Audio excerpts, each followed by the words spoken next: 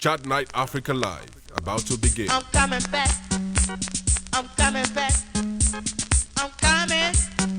Coming to get down. I'm coming. I'm coming. Chat Night Africa Live, Afrocentric solutions to Africa's challenges. We're gonna dance. We're gonna get down. Showcasing Africa's touristic luxuriance. We're gonna party. Party hardy. We're gonna boogie. The other story of Africa. And when we jam, it's out of sight. This song right here. Chat Night Africa Live, about to begin. I'm ready. I'm coming. I'm coming back. I'm coming back. I'm coming. Coming to get down. We're gonna get down. We're gonna get down. We're gonna dance. We're gonna dance. We're gonna dance. Chat Night I'm Africa coming. Live, about to begin. Coming to get down. We're gonna dance. We're gonna dance. I'm ready. I'm coming. I'm dancing. I'm dancing. We're gonna dance. We're gonna dance. And now, Chat Night Africa Live with Divine Chamoko. Hello, everyone. Welcome to this week's broadcast. Almost every week, I receive letters and text messages from brothers and sisters across Africa saying they cannot find work. It hurts. It hurts a great deal. Here is the Nigerian proverb: a hungry stomach has no ears. Ladies and gentlemen, it's for this reason that we talk about jobs this week. Not about jobs from a government ministry, not about the petty jobs in back streets, but about high-paying jobs, jobs which you can create. This week, the question: how can Africa deploy information technology for high-paying jobs? And to take my questions, but also yours, is a black belt, a titan in the industry, information technology. My guest is Dr. Divine Anye. He holds 2 PhDs, PhD in cybersecurity and a PhD in technology intelligence. Ladies and gentlemen, join me now in welcoming Dr. Divine Anye.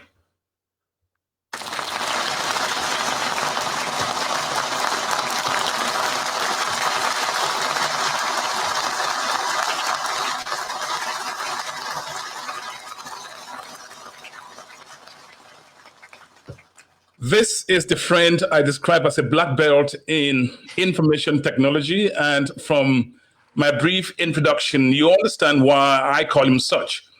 Dr. Divine Anye, welcome to Chat Night Africa. Thank you, Divine, and thank you for having me. Make the case for why you believe that with information technology, there can be an economic revolution in Africa.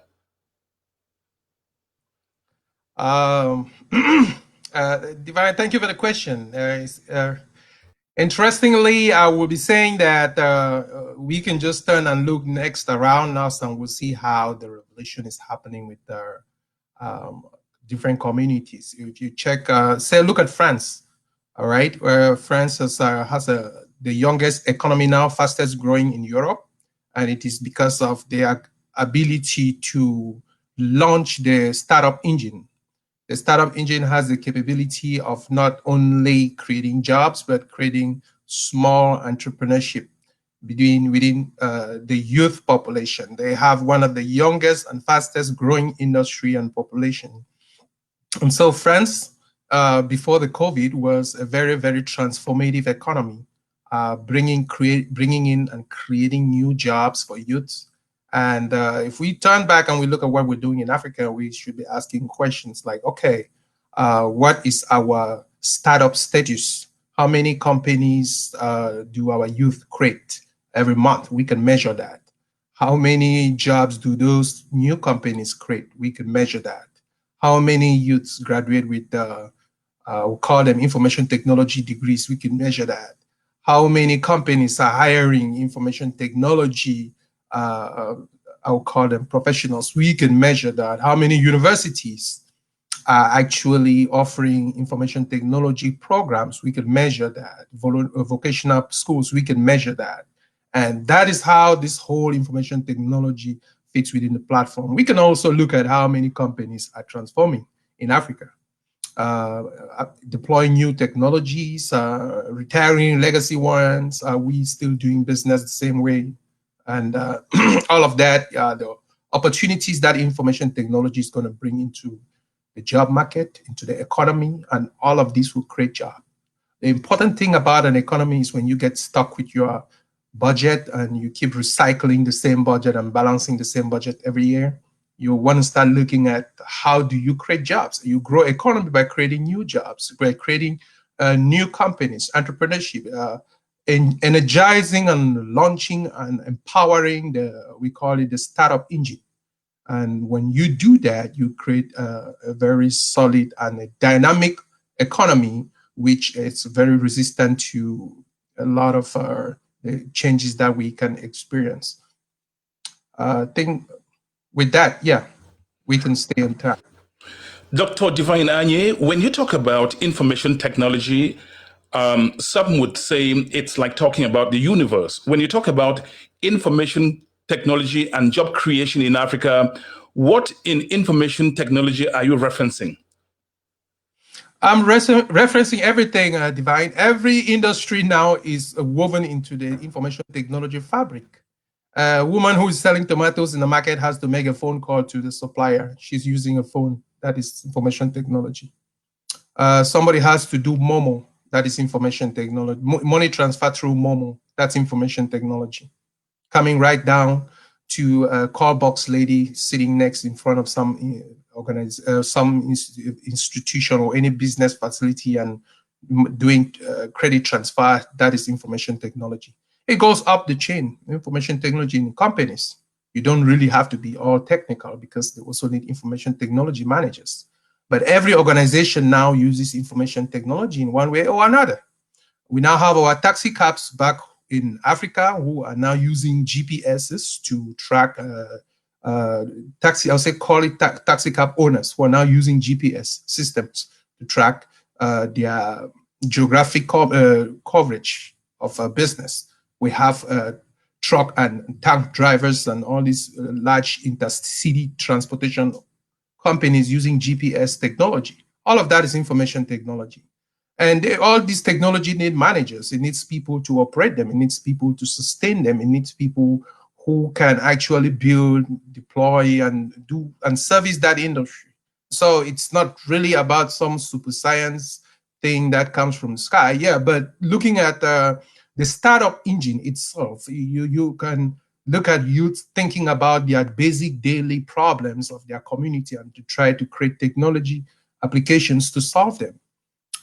So if we look at now, we're having money transfers. Everybody was doing money transfer through, I think it was some Express Union, but now everybody's almost doing money transfer through Momo or some Orange or some money credit platform. If you go to Kenya, almost the entire East Africa, they're doing M-Pesa. M-Pesa is a mobile money transfer platform. And all of those money transfer platforms, we call them fintech and its affiliates. And all of them are just new ways that we are now using information technology to solve our problems. And I think it goes well beyond that. So we can not only just go and buy technology from Western world, but actually developing our own applications to solve our problems. And when we do that, we are creating jobs, we are solving our problems, we are giving opportunities to ourselves and improving on our economy. Dr. Divine Anye, the mindset in Africa is, you talk about job creation, you're thinking about government. You don't seem to agree with that. Is it time Africans begin to move away from this mindset of government jobs, working in the civil service? If yes, why? Yes, I'll start by that quickly. Come to look at it, look at the United States. Smart people don't work for the government. Just think about that. When you see smart guys, they want to go to MIT, Harvard, and then get a degree or have some network on some platform in which they can build their own business and go to Silicon Valley or all of that. So it's in Africa where you have people who they excel in their schools and where they come from, and they want to go join the government, and then just everything becomes slowed down. People in the Western, in other countries who are smart, they will want to venture into the unknowns. And when they venture into the unknown, that is where the actual opportunity lies, because they're trying to disrupt something. And whenever you disrupt, then you create opportunities. There are a lot of opportunities which is from disruption. So if you want to just get by, okay, then you want to really work with the federal government, and how you're going to effect change from there with all its bureaucratic and bottleneck processes. But now if you're looking at, okay, the sky is my limit, I am going to go and create my own company, my own entrepreneurship. All your projects that you've been doing while you were at school, those are the things that would transform and eventually become your company and your model of business or services that you'll be delivering to the community. I think coming to think about it, I was attending a conference in West Virginia, and one of the concerns that the governor had was that everybody was leaving the city of Charlestown and moving to different cities. And we had that conference and discussion. The important thing we were able to bring to his attention was that the few who stayed back are the ones who are not smart. All the smart ones have gone to Silicon City. They are chasing the future. They are going after the future. Those that stay behind want to work for the government of West Virginia, or they become some mining or some platform manager or something. The smart ones are all gone. We will talk about disruptions, and so that you can actually explain what you mean by disrupting the norm to create jobs. I'd like your explanation on that. But before we get there, when you talk about creating jobs with information technology, who are the actors involved here? I would say everybody's involved. The government is involved. The government has to create a strategy for these new companies and businesses to thrive. If you have a young man who has his company, which is his laptop, and has built applications, or is going around doing, I'll call it flyers for small businesses around the community, or building small applications which farmers can deploy into their cell phones and do business across the country, that is his company. How does the government develop a platform to protect those type of small companies? You have people whose businesses are in their houses, and all they have is a laptop. They have a phone, a small call box company, and they just do call boxes. And that is a whole institution. How does the government really develop a platform to promote that? How has the government developed a platform, or we call a transformative or a disruptive strategy, for businesses which are in the verge of actually growing to disrupt the status quo and create opportunities to succeed, right? And if you don't create that, then it's not going to be easy for those companies or those type of small entrepreneurs to succeed. And we see that in Africa. That's why it's difficult for those organizations who are trying to get off the ground, or the startups to grow, because the government does not create an enabling environment. They can do that with strategic, creating strategies and actually rolling them out and making sure that they are implemented and working. Our governments are instead good at going around harassing small businesses and overtaxing them and killing their businesses before they even take off the ground. That is one of the things that I think the government should do. The government should develop a strategy to empower small and startup organizations and individuals, businesses.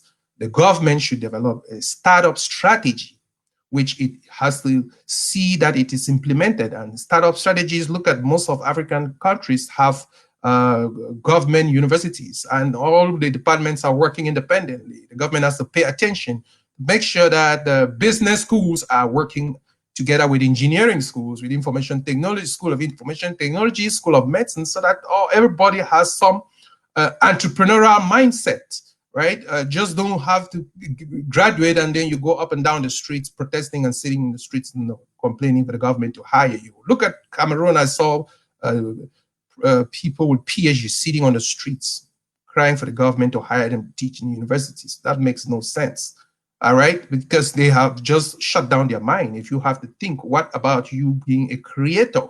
And that is a huge thing that we have to think about. But the government also is not doing enough to create that platform where schools can work across departmental lines to build entrepreneurs. Most of our graduates are not entrepreneurs. They don't come out understanding that they can create opportunities. They come out understanding that somebody needs to hire them based on their credentials. That really doesn't work like that.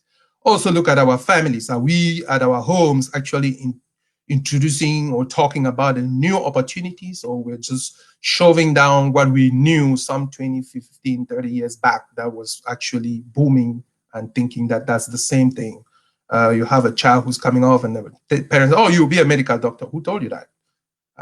Is that the best opportunities that are around? And so there are a lot of opportunities that we should be discussing within our family circles, talking about our kids and family members and others becoming entrepreneurs. So we should discuss that, talk about them doing other things, not just the things that we grew seeing, because most of us try to solve the problems that we grew up experiencing, not understanding that a lot of those problems don't exist anymore.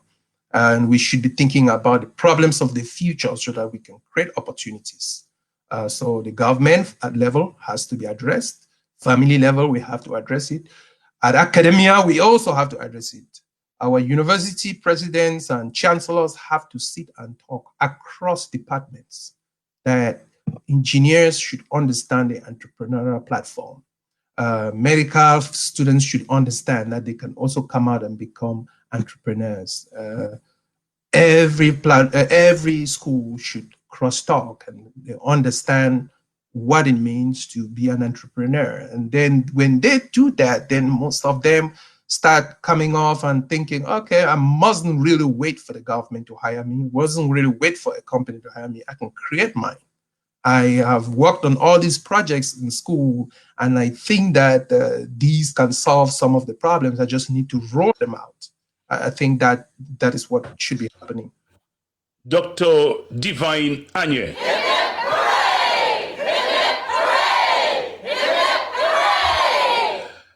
Dr. Anye, you just cited a very sad event where we saw in Cameroon, and that's almost everywhere around Africa, where people have a PhD, people have PhD degrees, and they are in a sit-in strike because they don't have government jobs.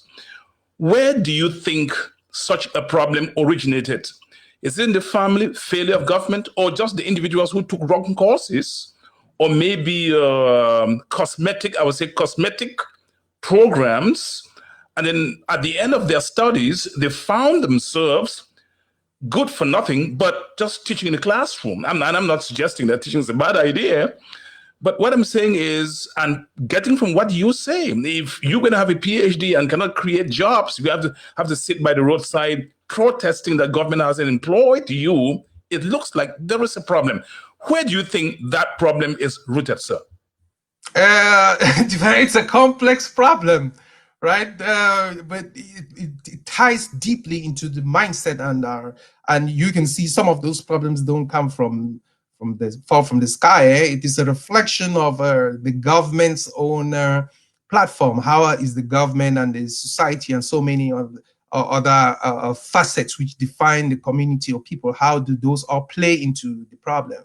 And when you look at it very well, those type of problems do exist, especially in so many African countries. And it's, again, because they have this whole orientation of being working for the government or working for institutions. But then the times have changed. We have not evolved over the times and facing our actual current challenges. We are still almost too close around the post-colonial era, but then we are way past that. And until we start rising and seeing us becoming people who should cater for ourselves, our needs, solve our problems, and then things will start happening. We still look for and wait for solutions. It's again, is something that has to deal with a mindset, the growth mindset. I'll put it that way. A growth mindset will not be waiting for an opportunity, going around seeking for it. Creates opportunities, and we don't have that growth mindset within those within our communities in Africa that much. We have countries who are working proactively towards that, but they are few. But it should start from leadership, from families, and it's again something that the government has to strategize when they decide to buy into that, or when they now start understanding that that is what it takes to move the country forward, to move the people forward. But when the government sells it and the people buy into it, and then it just becomes automated, you're not really going to be shoving things down people's throats again, because they're just going to be running away with it. When people feel empowered with knowledge, with information, and they don't feel threatened that, okay, I'm going to start something and then somebody harasses me and shut it down, and then everything will be working. Some people are just reluctant to become job creators because they had made some ventures and they got shut down in different ways. Chat Night Africa, and my guest is Dr. Divine Anye.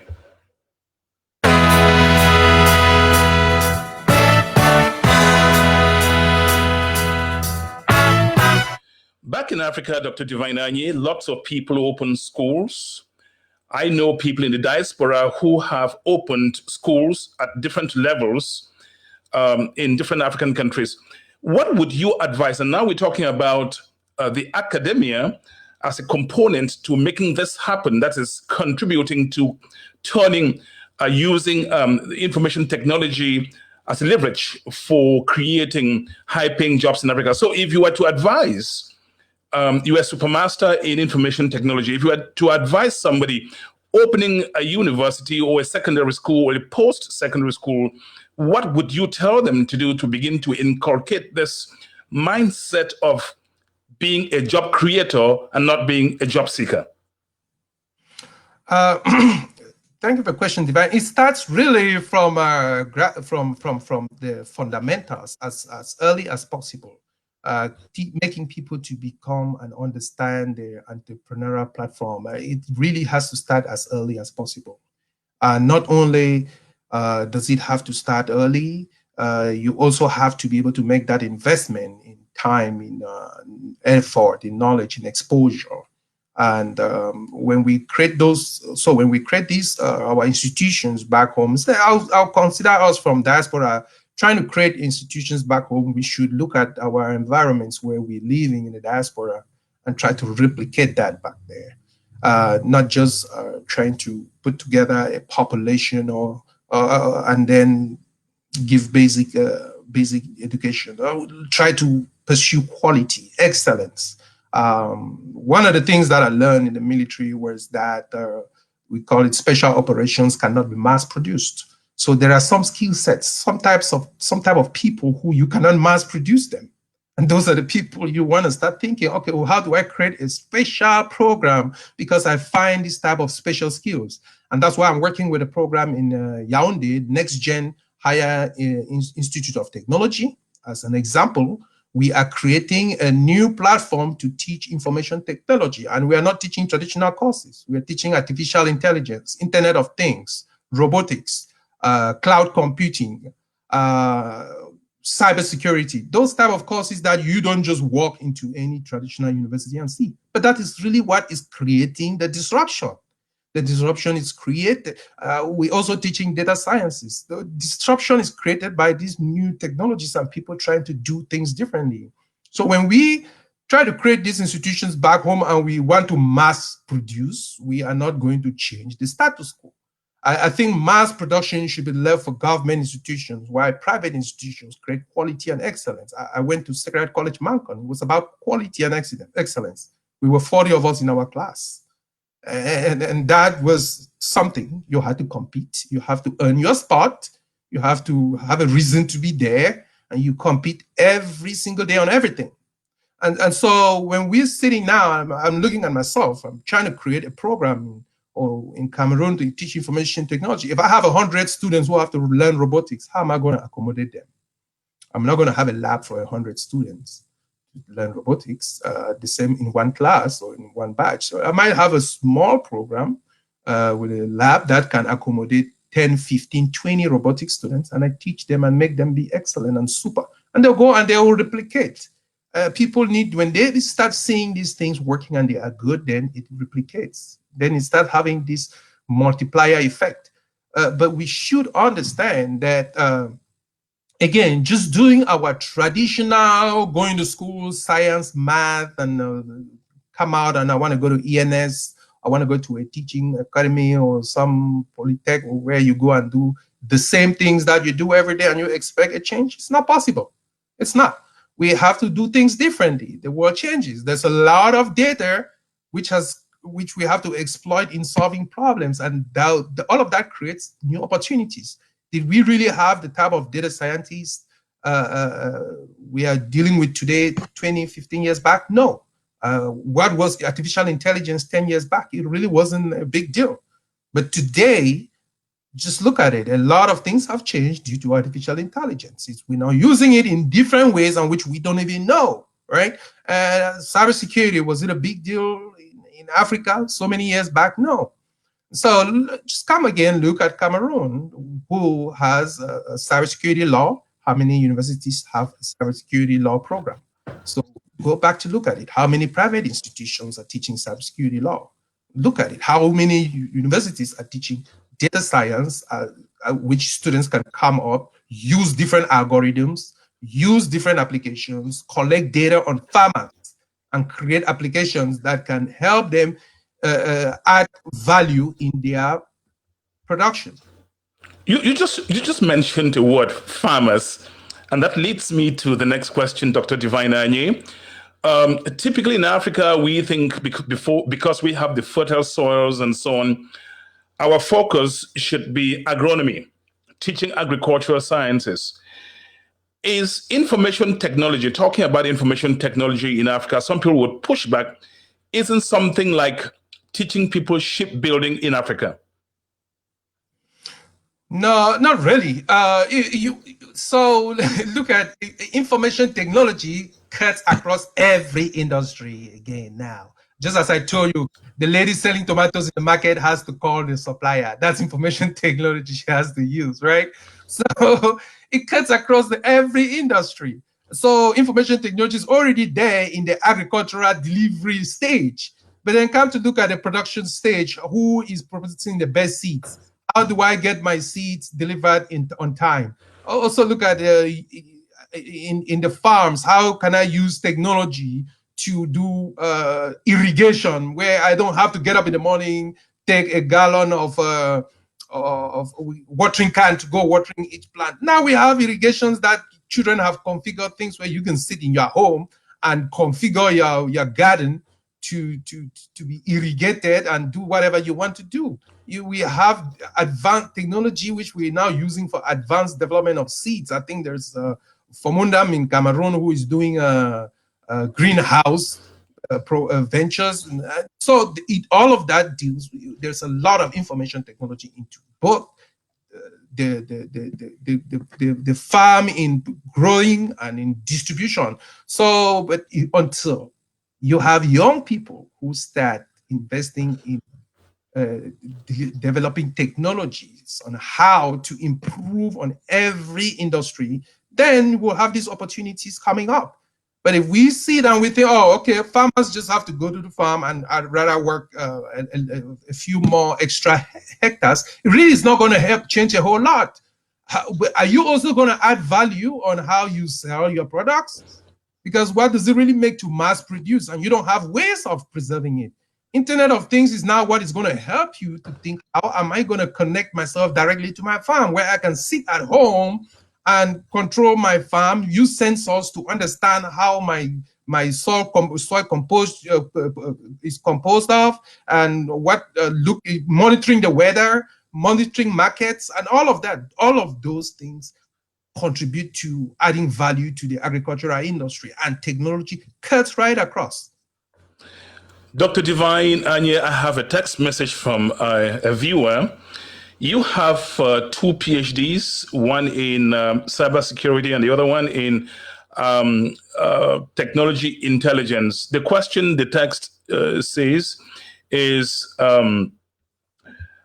what have you realized are the myths in information technology? When you talk about information technology, what are the myths surrounding that terminology, information technology? That's the question I have. I would think that the main myth that everybody is struggling with is that it is so technical and complex. And until you venture into it, then you see that you do have your place on it, no matter where your background. So the myth is it's a level of technological complexity which people think that it is, which yes, it is, but I would say you have to choose where you want to belong within that space. And again, as I said, you have information technology managers. Then you have people who are really very technical. But most of these very technical programs also need managers. They need people to be able to manage their developments, their business models, and so much. So a lot of people will sit and think they don't belong, and I just feel sorry and like, okay, you need to talk to somebody, and then the person can actually really help you to understand where you belong in this space. You, for one, Divine, you are doing journalism, but come to look of it, how much technology you're interacting with. And at some point you start thinking, wow, I didn't know I could get to this level. But it is just about you now sitting back and understanding your industry and then talking to somebody who is a developer, and that person is going to keep developing applications to improve what you are delivering. Some of the myths I hear around is, or include but not limited to, you talk about information technology. They say, oh, you've got to be a math genius. That's one thing people say. Or you have to be able to type about 200 words a minute and so on. So there's a question there from Nabi Foje. She's also in IT, so I can imagine that she would be very interested in this. I'll bring the question on the screen so that all of us can see it. But how do you react to this? Do you have to be a math genius to be in information technology, to be a supermaster like you? No, you don't have to. Again, information technology is very, very broad, very, very broad. It's a very broad field. You need to understand your own skill sets and your passions. If you are somebody who's good in math, then you want to be looking at writing algorithms, looking at programs which deal with big data and analytics. But if you're somebody who has managerial skills again, then you want to start looking at information technology management. If you're somebody who is very good at some other type of just basic analytical skills, you can be an information technology analyst. You're analyzing the information technology space, and you can collect and provide data that we can use to develop applications. There are some people, so there are, all skill sets are welcome. There are people who are journalists who write on information technology, the news in information technology. And so no matter your skill set, you have a space in information technology. I can tell you that. But now it is about you understanding what are your skill sets, what are your interests, and then aligning it with with information technology and the different spaces. No matter what industry you are in, I know for sure that you will have skill sets that information technology platforms can leverage to deliver good services. And here is a question from Nabi Foje. Like I said, she herself is a big shot in IT. Here's a question she asked. Machine learning, what are some of the ways that machine learning can be applied in the private sector in African countries to automate and streamline business processes? So many ways, but you should also look at it as machine learning being a very broad thing. If you do machine learning, you are teaching the machine how to actually automate the process. And one of the important things you want to look at is, again, Africa's problem. Come to think about it, Africa has a data democratization problem. So now, does Africa have the data to teach the machine or the algorithms that your machine learning platform is going to use to deliver or improve the service? The big problem Africa has is data. Do we have platforms to collect data that we can use to teach our algorithms in our machine learning platforms to actually improve service and delivery. That is what the problem is. And that is why you hear about this huge thing, data democratization. I actually wrote an article on it, and which will be published in IST Africa in the next couple of months. But it is about data democratization, because we are bringing in all these algorithms from Africa, but those algorithms were developed and tested with data from different sources, and the data does not really represent the African platforms. So these machines are not going to, the algorithms are not going to be really representing the African story in its light, in its own right. So machine learning is good. Yes, it's going to improve the way we do business in Africa in multiple ways. But do we have data for machine learning in Africa? Do we really have it? Because if we don't have it, our algorithms will not represent us. There will be significant bias. And when we start talking about the data bias in our algorithms, come to think about it, that they're going to collect data from somebody in Europe to teach an algorithm and then bring that algorithm to serve us in Africa. How's that going to work? But Doc, that's exactly the problem, because if you take the COVID-19 that has been rampaging, across cities and villages across the world, some African scientists have criticized that you just cannot cut and paste. That is, remove something, a template from the West, and think that it will work in Africa.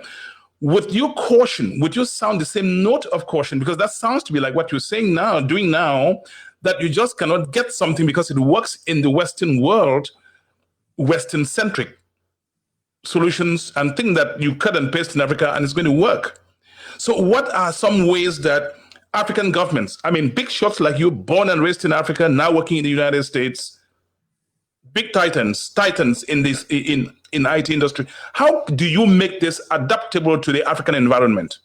In other words, seeking Afrocentric solutions to Africa's problems. Yes, that just going to, I'm going to continue with that. Okay. Going in the same way. They call it, we say artificial intelligence bias, where you look at all these new technologies coming in, and they're all biased. Even in the United States, algorithms are biased with all African Americans who we go to hospitals now, and they are using data to cure us in platforms where that data does not really represent us. It's an artificial bias issue, and it has been exploited extensively, and it goes back again in Africa, where we have solutions in different platforms, in business, in healthcare, in engineering, and they just bring it and they say cut and paste, as you say. Now that is why it is important that we start teaching Africans to actually develop their own algorithms, to develop their own data collection platforms where they can use machine learning to teach their own algorithms to solve their problems. And you're going to see those solutions come out, and they're looking different, right? But if we are sitting here and you just go to the Google AI platform, download an algorithm, come and use it in Africa, it's not really going to represent your realities, because most of those algorithms have used machine learning algorithms and data from somewhere to be trained to give you the type of results that you are looking at. But that data does not really represent you. It really doesn't. And until we, again, start building from our own universities, from our own governments, developing data collections platforms, and then now we can start thinking about really building our own solutions. Most of our solutions are just going to sit within some, I'll call it hanging in the air, right? That we know about this algorithm, we can use it for this, but it's not really going to represent you, because the data that you are teaching that algorithm with is not the right data. And governments should understand that. And they should build platforms to actually collect data that is going to represent the people. And that is why you see countries like United States, they have an artificial intelligence, national strategy for artificial intelligence. What do you think it is for? And now they have all these industries and platforms which collect data and advance artificial intelligence, machine learning, which actually represents what their interests are. How are African governments institutions, businesses creating strategies, platforms to collect data, to use and improve their businesses? That is the question. I have another message, a text message now. And before I get to that text message, if you want to ask Dr. Divine Anye any question on what we're talking about, please dial the number 240-603-7367. I repeat, 240-603-7367. The question is from, and you're going to laugh about this, it's from a city in Malawi called Limbe. Limbe in Malawi. The text is, Mr. Divine, I own a primary school. How can I introduce information technology in my primary school? First, is that the level where you introduce information technology, or we wait a little later? That's the question from Limbe, Malawi.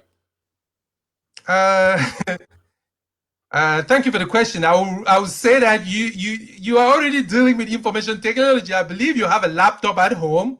You have a cell phone, which children at every level are already exploiting. Kids now at 3 and 4 are already having iPads and tablets which they're interacting with. I would say children already know about laptops. They already know about computers. They know about cell phones. They know about connectivity. They know about all of that. So the important thing now is for them to interact with these things. They have to interact with them. So allow them interact with them at home, at school. If you don't have the resources to have a laptop at home, have a desktop where a child can know how to type, play a game, and if you can even download an application where the child can start trying to write some programs on building their own games, and you see how the child thinks by the way they start interacting with the computer, and you will know. So you're going to see a child who now is trying to build a game, is trying to come up with something, and it's because they are interacting with these things. And so interaction with technology starts as early as possible. There is no point in time where you say okay, you sound the whistle, kickoff time. No, it is not. It's a daily thing, and then what you do is just pay attention. And you'll see how the user is developing and growing, and then you start introducing new challenges, new capability, and adding more applications, or just helping to know how to type, to be free to use these things. So going into if you have a primary school, what I would say is the primary school should have a lab. And in that lab, your primary school students or pupils should have a few hours of computer time. If they can have computer time as much as possible, the better. They should be able to do things and submit them. They should be able to build things in computer. It can just be a drag and drop, but let that happen. It can be typing something and see something happen. Let that happen. And there are applications which do that, which you can download in your lab computers for free. But you just cannot afford to allow children not to be interacting with technology at the primary school, and then they show up in secondary school. You're teaching them this is a mouse, this is a screen, this is and you're expecting them to build something. It's not going to happen. These things it's going to take a lot of time, but you will see how they interact with these things, and then you can tell by their interactions how they think. If I see a child and I observe a child, how the child is interacting with technology, I will know exactly how that child is thinking, and I will know the type of skill sets to enhance. And that is how they grow. And I've noticed something with children, Dr. Divine Anye. Children tend to be very curious. That level of curiosity, and you can just put them on the computer and you'll be amazed at what their interests in that computer are. I mean, it's amazing how curious. Curiosity causes the disruption. Or creative Curiosity causes the disruption. It's when you are curious that you start trying 1, 2, 3, 4, and then you start discovering new things. And it is these new things that you continue to build, they grow, and then they become an opportunity, and then disrupt what you have been hanging on for. And that takes me to the next segment of our broadcast. You've been mentioning this word disruption. Tell me in practical terms what that means in using information technology or deploying information technology in economic revolution. You're disrupting what? You're disrupting what is existing. Disruption that there's an opportunity. Look at cell phones disrupted fixed phones. But now look at what is happening. That was a disruption. First phones, fixed phones were there. We brought in cell phones and it disrupted everything. Do you see anybody go stand again and say, I want to use a payphone? But come think about it. We used to have payphones. Where did they go? Right? They are gone. We used to have even the pages. Yes, we used to have pages. Where did they go? We used to have fax machine. Do people still really do faxes as much as they used to? You just pull out your phone, take a picture, and you send it. Where is Kodak? Where are all those video Kodak? Where is Kodak? Where is that Moto something picture places that we used to go even in all these shops? CVS used to have a Photoshop, right? Right. Where used to have a Photoshop? Where is it? It's a disruption that the cell phones created with the cameras. That's a disruption. And I remember, Dr. Divine Anye, if I visited you, you would bring a big album of pictures and put in front of me, and I'm flipping the pages. Now, you don't have to visit me now to see my pictures. I just share it with you on Facebook. I share it with you on other platforms. You don't have to visit me again to see it, right? It's the disruption we are talking about, and it creates opportunity. Look at cabs. Where did Uber come from? That's a disruption to the transportation industry. So it's just about people trying things. What leads people? What leads? I was reading some books, and the author says, turn yourself into value and opportunities follow you. How do you get to the stage? What leads you to being disruptive? What actually leads you? You come back again to what we said, curiosity.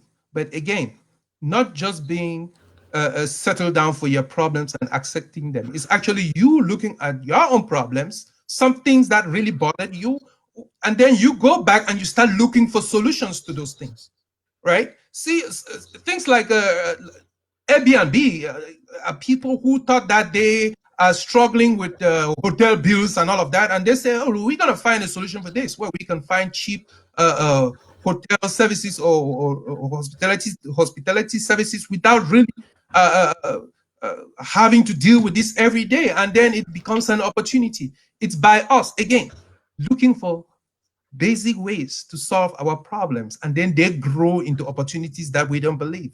If every time you have a problem and you just go back and are like, well, that's what it is, and let's take it for it, and then it continues to stay a problem, then you cannot see the opportunity in it. And when you solve your problem and then you build a platform to solve that problem, and that so many other people are having that same problem. If you have a problem, so many other people are having that same problem. Create the solution for yourself, and then also find a way to create solutions for the millions of people who exist, and then you create a disruption, then opportunities, and so many other things come. But if we just settle with every problem and sit on top of it, then they will never have all these opportunities that are coming with that problem. My guest on the show today, and we're talking jobs, is Dr. Divine Anye.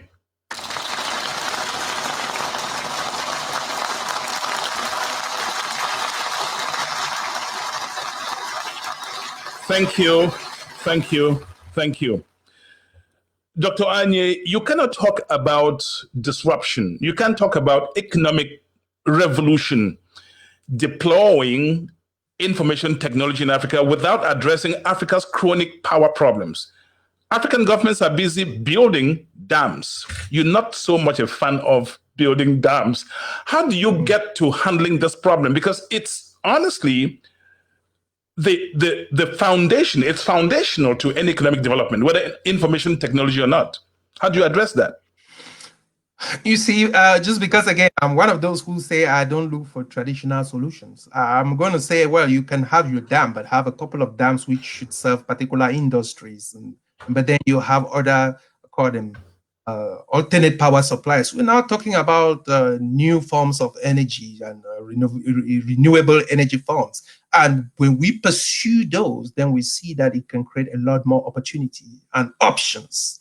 And it becomes a lot more redundant, where we can now move from one grid to another easily and solve a lot of our power problems. If we sit every time and we look at power solutions, energy solutions, just from this high capital solution platforms, then it is really a problem. There are a lot of other alternative energy sources that we should be paying attention to which can create a lot of opportunities. And when we listen recently, those are one of the platforms in which Vice President Biden was campaigning on.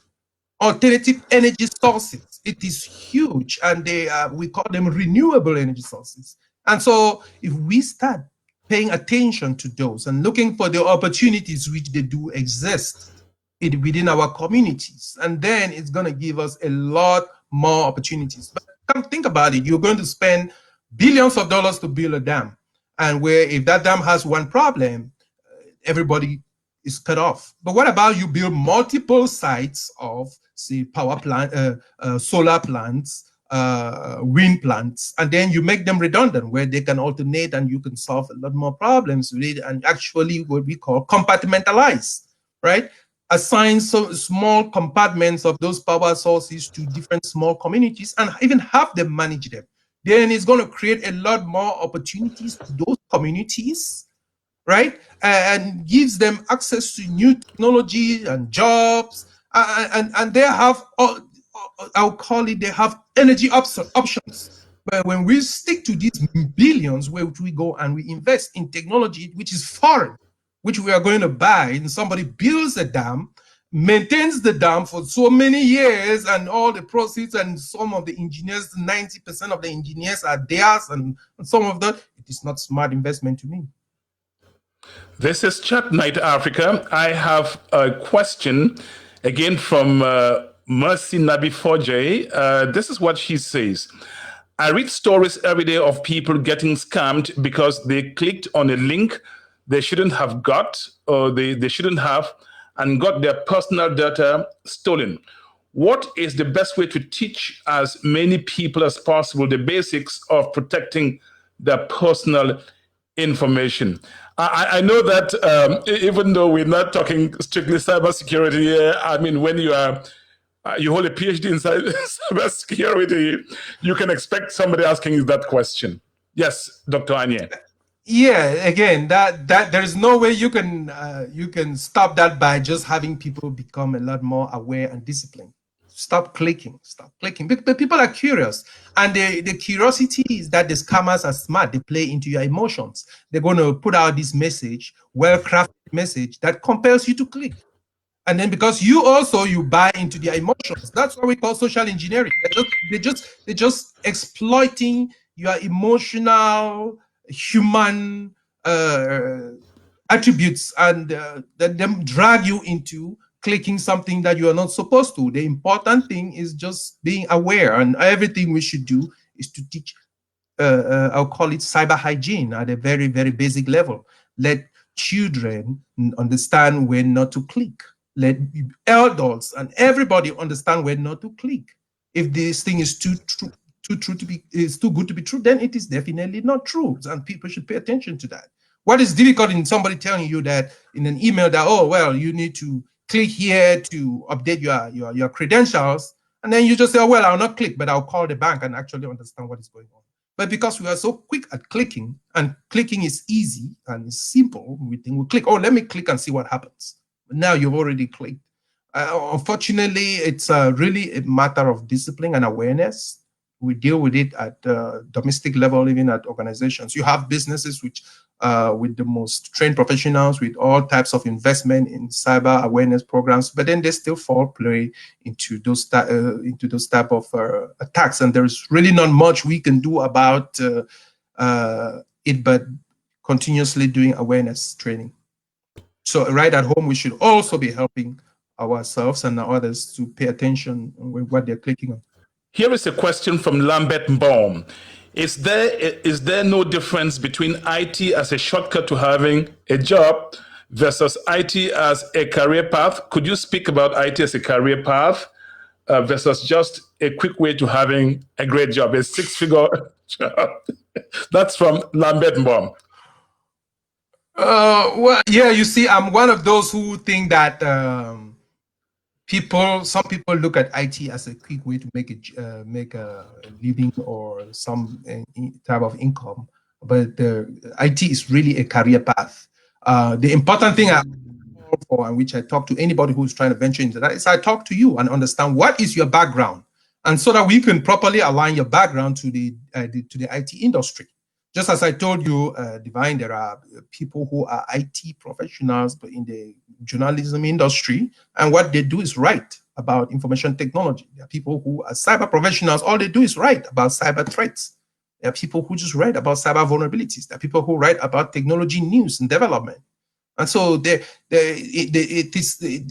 is a career path to it, but you can always bring your different skill sets and contribute to the information technology space. It's not really necessarily just you coming to learn something to make a quick buck. No, you can always join the industry at different times in your career or your educational path. But then how do you pay attention to your own intrinsic skill sets and attributes, and then you relate them to technology? Just because, as I said again, technology cuts across every industry now. And somebody like Lambert, I talked to him several times. He's a journalist, and I talked to him about your journalism skills and how you can align that with information technology. And you can talk always about how cyber affects the industry, how cyber affects the church. I had that discussion with him, and even looking at how technology is revolutionizing every industry. We're now having mass on our computers from Zoom. We are having all these, but then come to think about it, it is using technology within the church and within other Christian platforms. People are online on Facebook Live now, holding services and doing all of that. They are using technology, and now, but all of them need support. Now, who is creating their content, or who is building their website? And so people, do you think that somebody who doesn't really have a Christian background will go and be building a website for somebody, for some Christian platform? It's not going to happen. Do you really think that somebody who is a non-terrorist type of background person will be going to build a website for some terrorist organization? No, it wouldn't happen.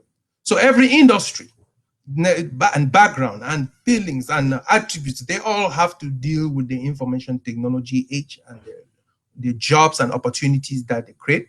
I would say everybody should align their skill sets towards technology to leverage and grow in your industry in different ways, just either by understanding it and how it builds or adds value to your industry, or also becoming one as an expert and actually support any industry where you think that your skill sets are good at. I'm good in the military, and almost every technology thing that I do is almost related to the military. Dr. Divine Anye, you just told me that you and others are trying to run a school in Yaoundé, Cameroon, which would teach robotics, artificial intelligence. Would you please just throw light on that? What would artificial intelligence and robotics have somebody perform? Divine, most of the robots we build today, they use some type of artificial intelligence algorithm to operate. You now have robots which can really do so many things than they used to do before. So robots can reduce a lot of redundancy and actually provide some types of services that might be humans cannot do, or where we say that humans were not very good at doing, or can improve those services, and at a very consistent and repeatable way. So it's good that you have a robot to do that job, right? And now we can look at other industries which are maybe they are more too hazardous, and then we start seeing how we can replace human time and exposure into those spaces by training robots to do those type of jobs. And so it's important that we have students in Cameroon start understanding what are the algorithms in artificial intelligence. How can we use algorithms to talk to robots or build our robots? But then also, we have human beings who can consume that type of technology at different levels. We have people who have lost limbs, who are struggling in one way or another to improve their quality of life. And how can we help them in the health industry in building supporting the healthcare, like building a limb. We have a 3D printer now where students can actually use artificial intelligence and other data platforms to build and supplement other parts of the body, right? And they're testing them artificial arms, artificial legs, and they're testing them. We already had that. It was already working. We had children who were already using a lot of algorithms for fingers, for arms, and building and testing things. And it is by so doing that they can solve their own problems, right? And talking about solving problems, Dr. Divine Anye, I mean, almost every week, as I said at the start, I receive text messages from Nigeria, Zimbabwe, Somalia, from all over Africa. Young people saying, we've been walking around, moving around, looking for jobs. They can't find jobs. But from what you say, you're saying, look around you, there are so many problems. You can begin to look for problems. You can begin to look for those problems and in terms of looking for solutions. If you had one of those text messages, because this program, this broadcast is heard across Africa, what would you tell those young people who would send you texts, emails, WhatsApp messages that they are walking around looking for jobs, they cannot find jobs? And if you ask them what kind of job, they say they completed from secondary school, they have 5 papers in ordinary level general certificate of education, they're looking for clerical jobs, they're looking for, what would you tell that kind of person? Well, I'll say while you're looking for a job, what about you thinking of creating a job for yourself? Yeah, ask you, where did they start?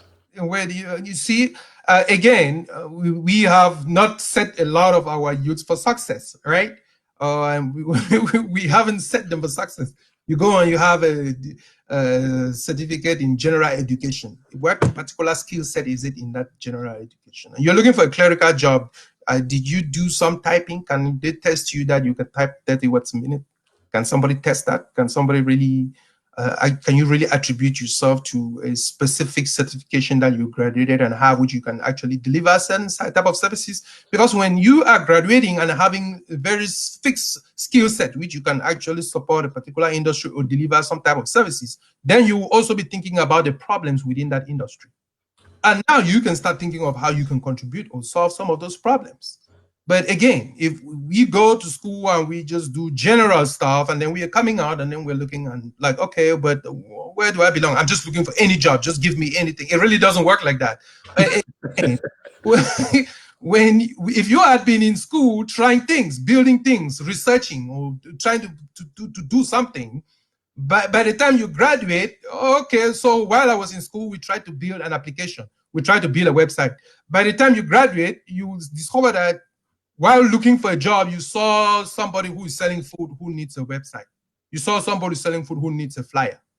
Now you can make a flyer. You can go around distributing it. But by the time you know, you become a whole company building websites, doing all types of graphic designs for businesses and all of that. And that is how these things start.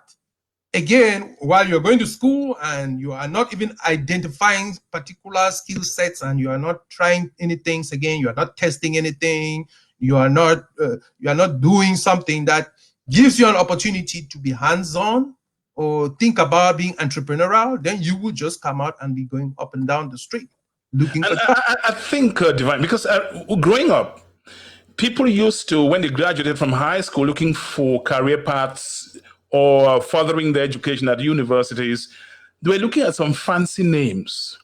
And then you realize that you graduate with a degree that doesn't teach you any skill set, as you say. Because people don't pay you, they pay for your skill set.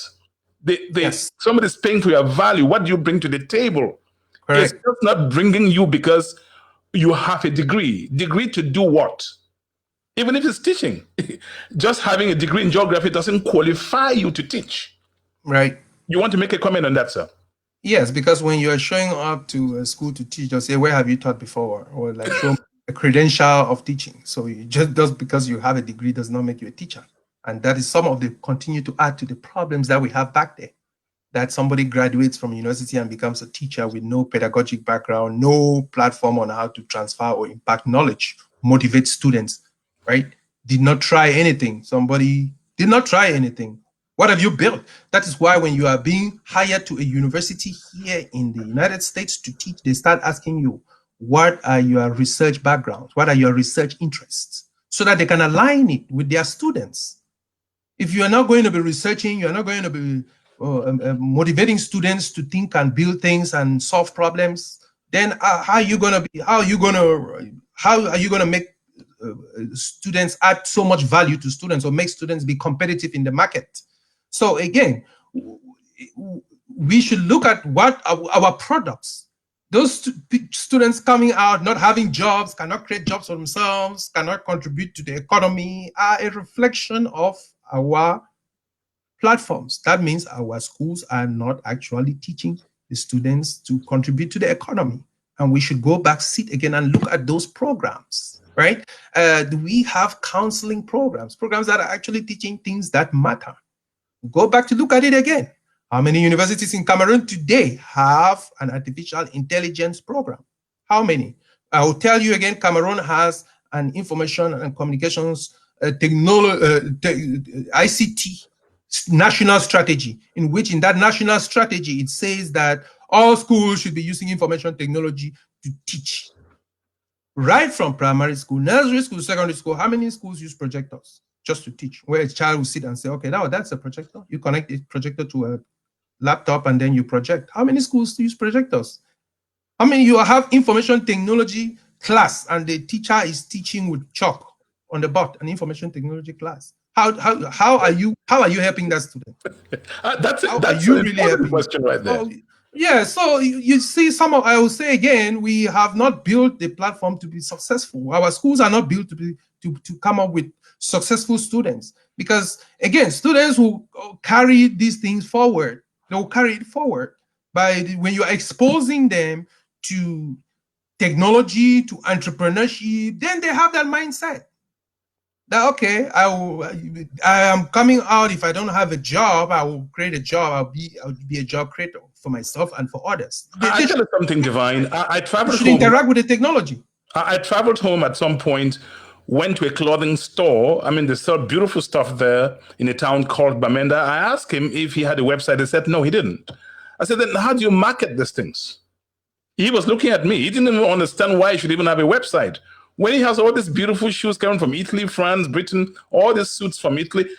So this is to buttress the fact that you elaborated on earlier on the show, that you have to look for technology that enhances whatever thing you're doing. Technology cuts across virtually every economic activity in this day and age. This is what Mercy 4J Nabi says. In some companies, people are scared about replacing technology literate people with people literate technology. Now, this is getting technical there, Mercy. They are worried about losing their jobs. What do you say to people who have this fear, Dr. Divine Anye? What can they do to reinvent themselves? That's Mercy. I would say they have to retrain. They already have an understanding of that organization. What they need to do is to go and retrain. And that brings us to the topic of digital transformation, that any company that has to introduce technology in a way that does not really, it's gonna cut across certain particular skill sets for employees, then they have to give those employees the opportunity to catch up, which means you have to bring in training and train people how to use the technology, right? So if you don't do that, digital transformation, if you don't do that, you are creating an atmosphere that it's going to be, I'll call it catastrophic. In digital transformation, thing you have to do is bring people along with your technology. It means when you are bringing in new technology, you are also training your people along. And it is not a thing that we come in and we say we give a deadline. The organization has a strategy, develop a policy, and then they start rolling it out. But then you have to bring your people along. But even before you got into bringing this technology, you must have had your mid-tier level managers who you have talked to them, and they are those who you guys have all agreed on this journey of transforming. And when you are transforming, you are not just bringing in new technology, you are introducing new technology to your people and bringing them along. Those that cannot come along with the technology, you create opportunities for them. You give them other options. And you have to account and accommodate them in their own ways. If they need more time to train, if they need money, if they need time off work to train, if you need to bring in other subject matter experts to help train them, that is what you as an organization do. And that is what you do in digital transformation. If you don't do that, you bring new technology and the organization will still not get to its destination. Dr. Divine Anye, you have just written a book. We have to keep this within 90 minutes. You have just written a book, Digital Transformation and Innovation. Tell me, who are you addressing in your book? What problem have you identified, and what solutions do you, through your book, propose? My book, Digital Transformation, the top 10 digital transformation countries in Africa, is really focused about looking at the digital transformation and the different contributing technology platforms in digital transformation. We're looking about cybersecurity. We're talking about information, Internet of Things. We're talking about artificial intelligence. We're talking about blockchain technologies. And you see how different countries in the world, and we focused on Africa, are actually developing capability in these different technologies, cloud computing, and all of those are what are contributing to the economy today significantly. And you can measure that, how much have countries invested and how they getting their return on investments, how are these different technologies creating jobs, opportunities, and solving their own problems. And when you are measuring it, you're looking at the different countries. I looked at, tried to look at how countries in Africa are measuring against themselves and against the rest of the world. And some of those things, when we look at that, then we start understanding why we are where we are. Why are all these other people doing something and they're this far ahead and we are at this level? And they're not doing it in the dark. We all are seeing. So what's wrong with us also copying and doing the same thing and catching up, or at least making an effort? So most of these our African countries are going to be developing all these interesting strategies. They say, okay, well, we do have a cybersecurity, national cybersecurity strategy. Yes, so what? What have you done about the strategy? So you just have these strategies as documents and then you put them in the shelf. How do you roll them out? Almost every country has an ICT, a national ICT strategy. And what are you doing with it? Are you rolling it out? Are you actually implementing it, following through, making sure that things are happening in a measurable way where you can quantify and improve and continue to grow? And that's what my book is approaching. And the solution, again, is develop a strategy and implement. You just don't write a strategy as a document, put it in a shelf, and then take it to conferences because you want to get per diem or travel bonuses or to meet some requirements or some conventions. I mean, it will be part of some fancy geopolitical platform. That really doesn't really matter. At the end of the day, we're measuring this by looking at the opportunities that these things create, like strategies. How has these strategies which you have developed created opportunities? That's what we're looking at, right? We're looking at how are all of these things which contribute towards economic development, towards improving the lives of people. How are all these new technologies contributing to our communities? And that is what that book is really about. And we are seeing again that it is not just a fanciful strategy. These are things that need to be implemented, and measured, and improved on. Well, somebody's already saying that she loves the book and she wants a copy. And I have no doubt that many people watching this broadcast would love copies of your book. If they wanted to get it, where would they get the copy, sir? The book is not out yet. I just started making noise. I'm looking at the book coming out January 2021, doing some final touches. But it's going to be, I'm trying to make an ebook so that it can reach the world quickly and anybody can get it from where they want. But it is really about approaching or seeing digital transformation and technology from the eye of an African, and what Africa needs to be doing, where they are, what they need to be doing to get to somewhere, because they are nowhere right now. Dr. Divine Anye, do you have a last word before we conclude the broadcast? Last word, I'll say thank you, Divine, for having me on your platform and to talk about my upcoming book. It's always great to talk about Africa and its challenges. I would say problems. You start addressing problems by talking about them at different levels. But again, Africa's problem does not sit with the government; it sits with everybody. And sometimes solutions come from bottom up or top bottom.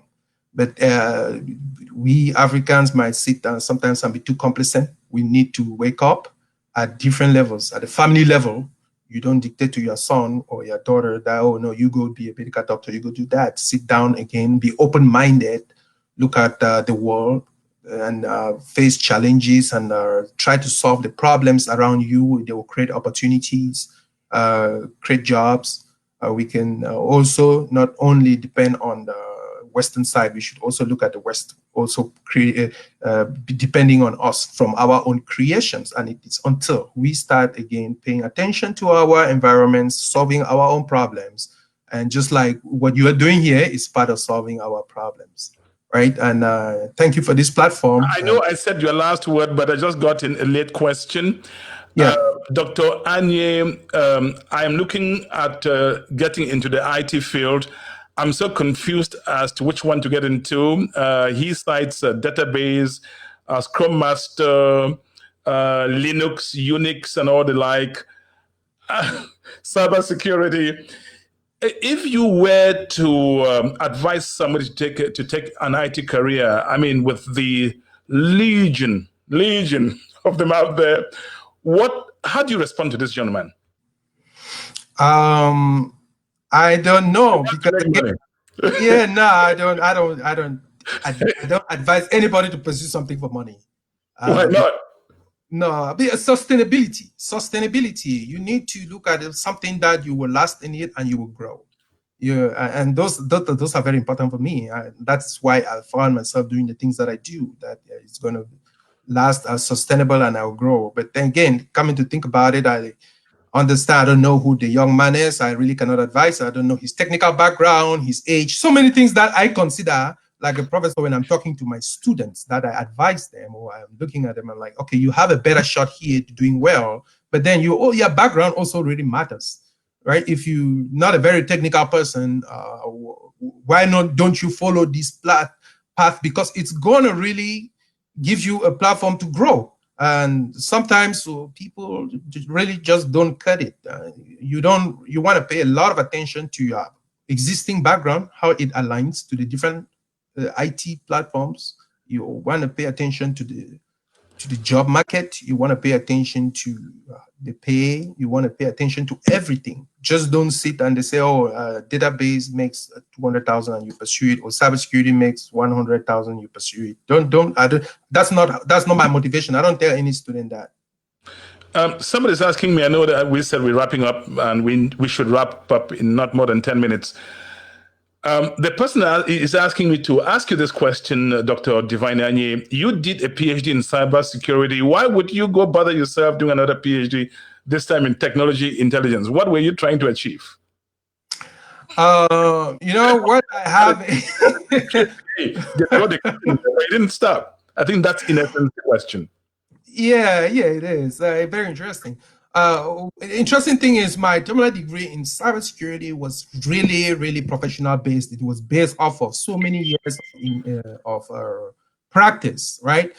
Practice, and then I did a study. So it's really like a doctorate type of a degree. So then to coin it, I had this research that I was doing also on technology intelligence, and it was again based off of these disruptive technologies which I had to measure, and it also contributed to the cybersecurity platform as a threat. So even while I was doing my cybersecurity dissertation, I had all these questions popping off, which were coming off of looking at the role disruptive technologies will play in the cybersecurity realm. And I now just continued and with the technology intelligence so that I can better really study and understand the technology intelligence and the threat that it poses to nations, to businesses, to organizations. And and which all comes together. And so it was not something that I would have really wanted to just study it clandestinely. I wanted to actually have the appropriate credentials because those two cross paths and they serve well within the industry I work in. Wow. Thank you, sir. Thank you so much for coming on Chat Night Africa. We look forward to getting you back on this program when the book is out. We'd like to talk a lot about that book. Let me see. It looks like somebody's trying to reach me. I'm not sure. Well, you can dial the number. I give you about 2-3 minutes to dial the number 240-603-7367, 240-603-7367. While we wait for this missed call, the question I want to ask you, Doctor, is you are school in Cameroon. Are you looking at what other things are you looking at building into the school curriculum in the school in Cameroon? The most important thing I would like to build in that school is that growth mindset of young entrepreneurs who will become job creators, who will have a platform. I'll call it, we're building a startup platform. Which we call it, you launch the startup engine. So that startup engineering, which will grow and spread to other institutions, especially at the secondary level. So we are looking at building these new startups, which will now spread to other secondary schools, and so that students at high school and might be even secondary school start thinking about entrepreneurship, engineering, information technology. And no matter what industry you are in, you can still be an entrepreneur. And it is that entrepreneurship that is actually the driver of today's economy. And we need to be paying a lot of attention to that. How do we become entrepreneurs in our own right? And information technology gives enormous superpower for you to take that and go away with it than just looking for jobs. There is a lot of opportunity, and it is by you sitting back thinking, oh, I can be an engineer, thinking in the different ways that you can solve the problems around you. And then you will create opportunities for yourself and a lot of others. Thank you again, Divine, for coming on Chat Night Africa. It was a pleasure having you on this platform. We really appreciate you. Thank you, sir. Thank you, and thank you for having me. You're welcome. Ladies and gentlemen, that has been Dr. Divine Anye, a supermaster in information technology. He holds 2 PhDs, PhD in cybersecurity and also a PhD in technology intelligence. That's about how we're going to wrap up the show. We want to thank Jerry Johnny, who is our Chief Africa correspondent residing in Nigeria. We didn't have a report from him this evening. Sunday, we'll be talking about what problems pregnant women encounter, complications of pregnancy. If you have a wife, you have a sister, you have a daughter, you have a mother, you have a woman in your family, or even a friend, you ought to pay attention to this. That has been Chat Night Africa.